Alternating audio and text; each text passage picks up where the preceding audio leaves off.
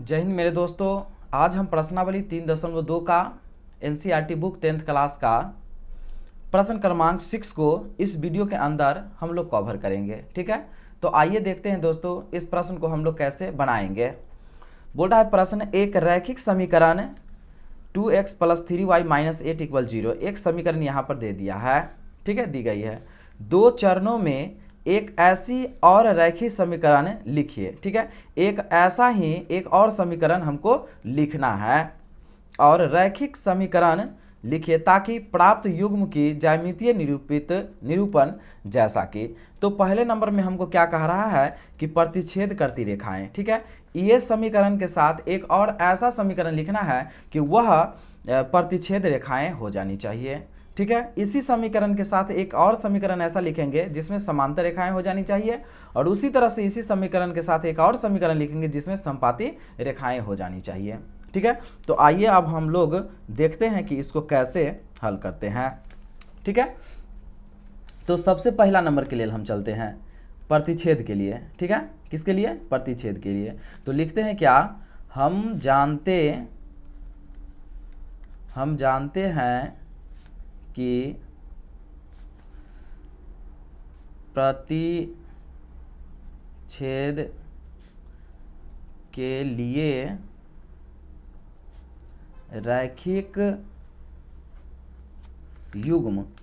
रैखिक युग्म समीकरण होता है। ठीक है, तो क्या होता है प्रतिच्छेद के लिए? तो प्रतिच्छेद के लिए ये होता है, क्या होता है, a1/a2 बराबर नहीं है b1/b2 का। ठीक है, ये हमको ये सूत्र होता है किसका? तो प्रतिच्छेद का।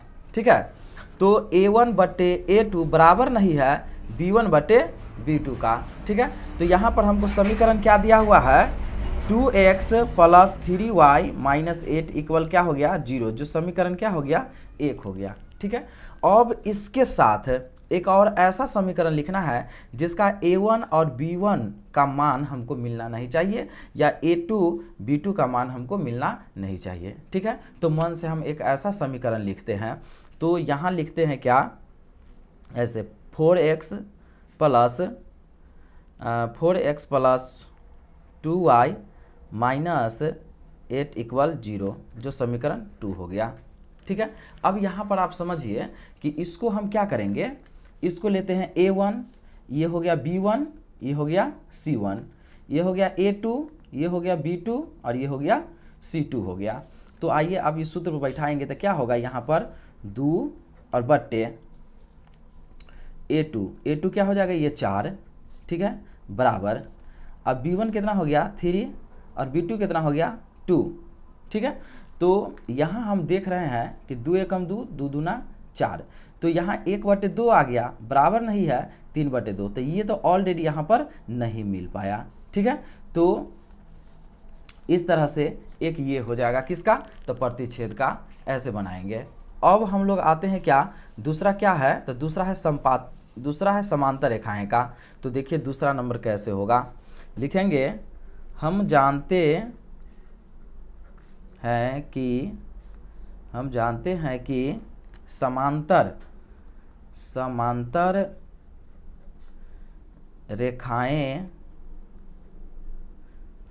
रेखाएं के लिए रैखिक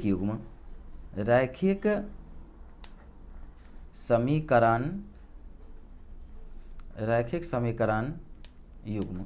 ठीक है, तो आप देखेंगे कि समांतर रेखाएं के लिए रैखिक समीकरण युग्म क्या होता है। तो देखिए होगा क्या, a1/a2 बराबर b1/b2 बराबर नहीं है c1/c2 का।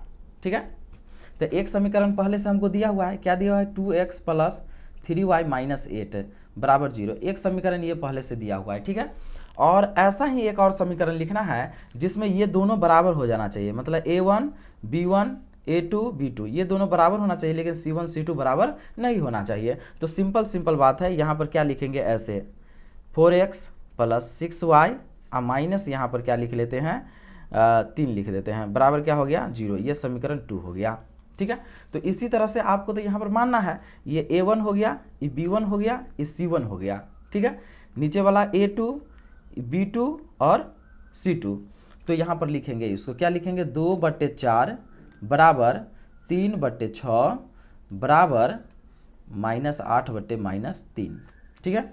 तो आप देखिए 2 एकम 2, 2 दूना 4, 3 एकम 3, 3 दूना 6, ये माइनस से माइनस कट गया, ठीक है। तो अब यहाँ पर क्या आ गया, 1/2 बराबर 1/2 बराबर 8/3। तो देखिए ये दोनों बराबर है, लेकिन ये दोनों बराबर नहीं है, तो इस तरह से इसका ये आंसर हो गया, ठीक। अब तीसरा नंबर हम लोग आएंगे, किसके लिए आएंगे, तो तीसरा नंबर हम लोग आएंगे समपाती रैखिक युग्म के लिए, ठीक है। तो अब ये अब लिखेंगे यहाँ पर हम लोग तीसरा नंबर में भी, तीसरा नंबर में लिखेंगे, हम जानते, लिखेंगे क्या, हम जानते हैं कि, हम जानते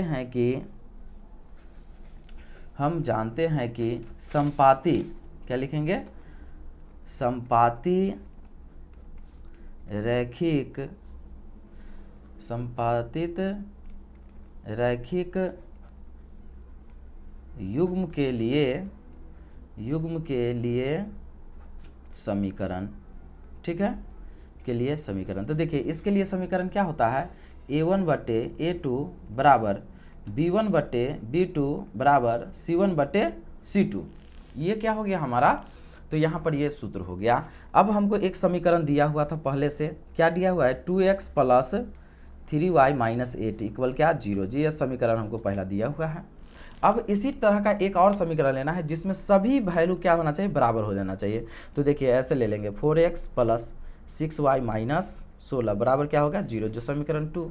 अब देखिए तो इसी सूत्र पर अगर इसको हम मिलाते हैं तो क्या हो जाएगा, इसी सूत्र पर जब इसको मिलाएंगे तो क्या लिखेंगे, 2/4 बराबर 3/6 बराबर -8/-16, ठीक। तो 2 एकम 2, 2 दूना 4, 3 एकम 3, 3 दूना 6, माइनस से माइनस, 8 एकम 8, 8 दूना 16।